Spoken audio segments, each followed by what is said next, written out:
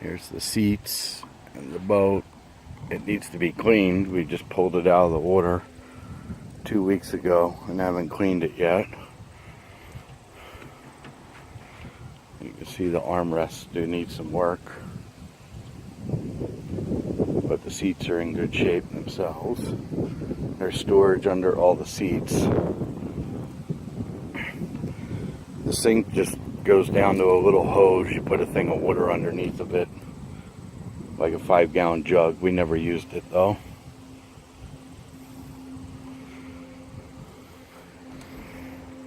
Once again, the armrests.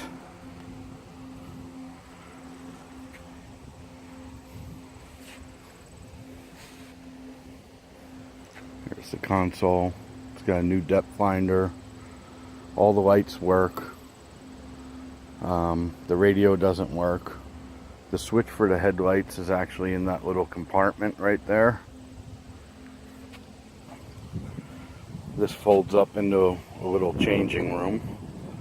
That's like it was in the picture. The cloth from the bimini top's taken off. It's in on one of the cushions under here, but there's nothing wrong with that. Then here's the cushion that's missing for the gas tank. It's got a built-in gas tank.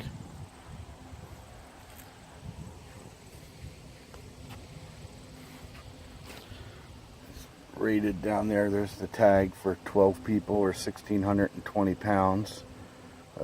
Max motor you can put on it is a 120 if you wanted to upgrade it.